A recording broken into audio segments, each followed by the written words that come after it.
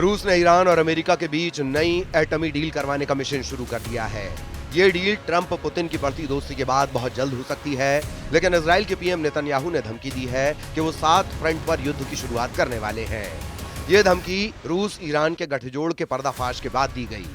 बीते साल जब ईरान ने इजराइल पर मिसाइल हमला किया, उस वक्त खामेनेई के बेस पर रूस के हथियार विशेषज्ञों की टीम के होने का खुलासा हुआ है। इससे भड़के के नेतन्याहू ने ट्रंप से मिनट मैन की डिमांड कर दी है। ईरान की मिसाइल सिटी में पुतिन के एक्सपर्ट पहुंचे गए हैं। खामेनेई की एटमी प्रयोगशाला में इजराइल की तबाही का बम बन रहा है। नेतन्याहू को मोसाद ने कोड टी दिखाया है। पहले धमाके के लिए ट्रंप रेडी हैं। यूरोप से पहले एशिया में न्यूक्लियर ब्लास्ट का माहौल बन गया है। इजराइल के दुश्मन वॉर प्लान बना रहे हैं और इजराइल एक्शन ले रहा है। सीरिया में अपने दुश्मनों पर नेतन्याहू ने फिर से हवाई हमला कर दिया है। जंगी जेटों से बारूद बरसाकर इजराइल ने हथियार डिपो को राख में मिला दिया है। सीरिया की सरकारी मीडिया ने जानकारी दी है कि हमला टार्टस सिटी पर हुआ है। सीरिया के करदाहा डिपो, जो टार्टस पोर्ट से करीब 60 किलोमीटर दूर है, वहां बमबारी हुई है। न्यूज एजेंसी सना के मुताबिक इजराइल के हमले में हुए जानमाल के नुकसान का अभी अनुमान नहीं लगाया जा सका है, लेकिन माउंट हार्मोन पर मौजूद इजराइल आर्मी के हमले तेज होते जा रहे हैं। गुजरे हफ्ते हुए हमले से भी ज्यादा विस्फोटक अटैक इस बार हुआ है। अटैक के साथ इजराइल ने डिफेंस पर पूरी ताकत झोंक दी है। सीरिया बॉर्डर पर बारूदी सुरंगें तलाश रही इजराइल सेना भयानक खतरा मोल ले रही है। नेतन्याहू आर्मी ने बफर जोन के चप्पे चप्पे को खंगालना शुरू कर दिया है। गोलान हाइट्स पर लैंडलाइन धमाके हो रहे हैं। सीरिया से गाजा तक इजराइल ने फिर से ऑपरेशन को तेज कर दिया है। ऐसा पीएम नेतन्याहू के उस बयान के बाद हुआ है जिसमें उन्होंने हमास के टोटल सफाई की धमकी दी है। इजराइल ने फाइटर ग्रुप को धमकी दी है कि बंधक रिहाई में हो रही देरी दूसरी बार युद्ध को मजबूर कर रही है। नेतन्याहू ने कहा कि इजराइल अब अपने नागरिकों के लिए ऐसी जंग शुरू करेगा जिसे इतिहास कभी भुला नहीं पाएगा।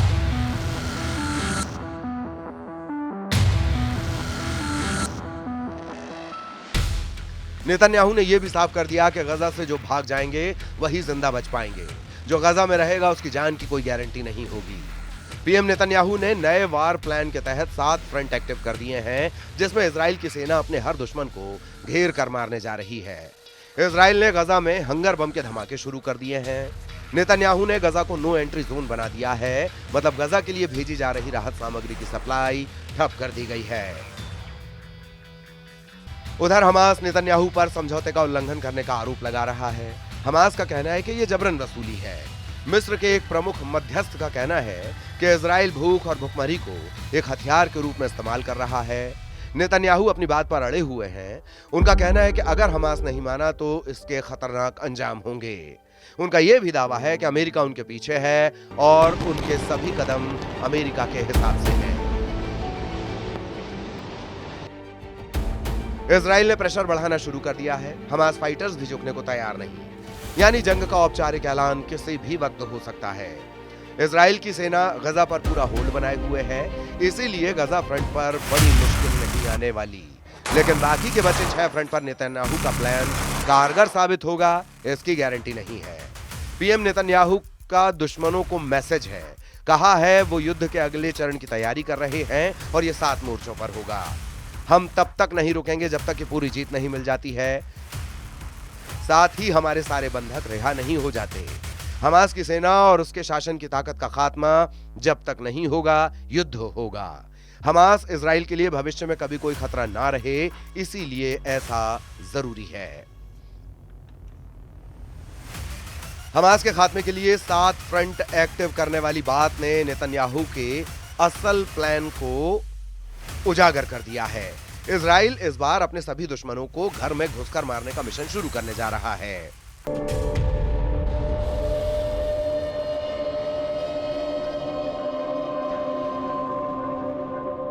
वहीं हमास के एक वरिष्ठ अधिकारी ओसामा हमदान ने कहा कि वे बेन्यामिन नेतन्याहू और इजराइल में उनकी चरमपंथी सरकार के मानवीय सहायता के बदले बातचीत में घटिया सौदेबाजी की निंदा करते हैं।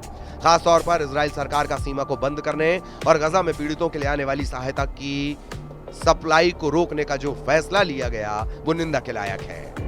किस फ्रंट पर किसे नेतन्याहू टारगेट बना सकते हैं, ये भी कोई पहेली नहीं है। नेतन्याहू के लिए पहला और सबसे अहम फ्रंट गजा है। जहां हमास के खतरे को वे हमेशा के लिए मिटा देना चाहते हैं। इजराइल का दूसरा फ्रंट लेबनान है, जहां हिजबुल्लाह लड़ाके एक बार फिर से एक्टिव हो चुके हैं। तीसरे फ्रंट पर इजराइल को सबसे बड़ा खतरा यमन के हूथी फाइटर्स से है, जो आए दिन मिसाइल हमले कर रहे हैं। नेतन्याहू का सबसे बड़ा सिरदर्द पांचवें फ्रंट पर ईरान है, जहां से एटमी थ्रेट हर दिन बढ़ता जा रहा है। छठे फ्रंट पर इजराइल की टक्कर सीरिया के नए सुप्रीम लीडर कमांडर जुलानी से है, जिन्हें अब कुर्द फोर्स का भी समर्थन है। नेतन्याहू की सबसे बड़ी टेंशन बनने का दम भर रहे तुर्की के प्रेसिडेंट अर्दोआन सातवां फ्रंट खाड़ी के किसी देश में एक्टिव कर सकते हैं।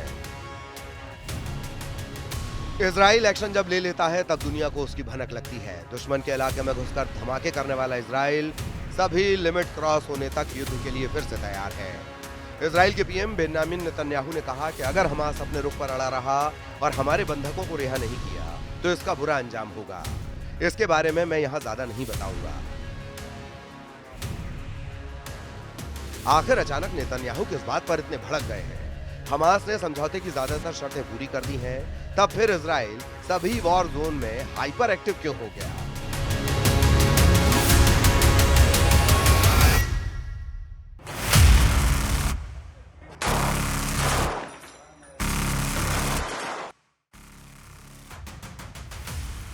असल में नेतन्याहू को सुपर सीक्रेट पता लगा है। ये सीक्रेट ईरान के न्यूक्लियर प्रोग्राम से जुड़ा है। ईरान के एटमी मिसाइल बेस में रूस के हथियार विशेषज्ञों के टूर ने नेतन्याहू का माथा ठनका दिया है। 24 अप्रैल और 17 सितंबर 2024 को मॉस्को से तेहरान पहुंचे 2 प्लेन का सीक्रेट आउट हो गया है। इन दोनों फ्लाइट में रूसी हथियार एक्सपर्ट की टीम ने ईरान के मिसाइल बेस का दौरा किया। रूस के हथियार विशेषज्ञों की तेहरान विजिट का पता, बुकिंग रिकॉर्ड, पुतिन आर्मी के सुपर सीनियर हथियार विशेषज्ञ ईरान क्यों गए थे, कहां गए थे, इसे राज रखा गया था। जबकि पश्चिमी मीडिया रिपोर्ट्स के मुताबिक रूस के 7 एक्सपर्ट जिन्होंने ईरान की यात्रा की, उनकी ज्यादातर डिटेल्स अब सामने आ चुकी हैं। सितंबर 2024 में ईरान के कैस्पियन सागर तट पर अमीराबाद पोर्ट से 15 किलोमीटर दूर एक ईरानी मिसाइल बेस पर रूसी मिसाइल विशेषज्ञ पहुंचे थे। जिन 7 रूसी एक्सपर्ट ने ईरान के अंडरग्राउंड मिसाइल सिटी का टूर किया, उसमें 2 कर्नल और 2 लेफ्टिनेंट कर्नल रैंक के ऑफिसर थे। रिकॉर्ड से पता चला है कि रूस से आए 2 एयर डिफेंस मिसाइल सिस्टम विशेषज्ञ, 3 तोपखाने और रॉकेट विशेषज्ञ और 1 हाईटेक हथियारों को बनाने वाले एक्सपर्ट थे। ईरान के एटमी ठिकानों पर रूस के एक्सपर्ट्स की मौजूदगी क्या इजराइल के लिए खतरनाक सिग्नल नहीं? नेतन्याहू का सिरदर्द बढ़ा रहे ईरान पर हमले का क्या वक्त आ गया है? पीएम नेतन्याहू तो यही मान रहे हैं कि अब ईरान से मिल रहे एटमी खतरे को खत्म कर दिया जाए। प्रेसिडेंट ट्रंप फिलहाल रूस यूक्रेन फ्रंट पर फंसे हुए हैं। प्रेसिडेंट पुतिन का भी पूरा फोकस ज़ेलेंस्की पर है। तुर्की और तमाम यूरोप के देश जब रूस यूक्रेन युद्ध की टेंशन में उलझे हैं, तब ईरान को अकेले घेर कर इजराइल तबाह कर सकता है। इजराइल का मेन मकसद ईरान के एटमी और मिसाइल बेस को बर्बाद करना है, जैसी कि बीते साल इजराइल ने जंगी जेट से बम बरसाकर किया था। उसी पैटर्न पर फिर से अटैक मुमकिन है। मगर मुश्किल यह है कि फिलहाल अमेरिका इसके लिए रेडी नहीं। प्रेसिडेंट ट्रंप इजराइल को बार बार समझा रहे हैं कि हालात को वो काफी हद तक संभाल चुके हैं। ट्रंप ने कहा है कि मुश्किल हालात हैं, लेकिन हम इसे आसान बनाने जा रहे हैं।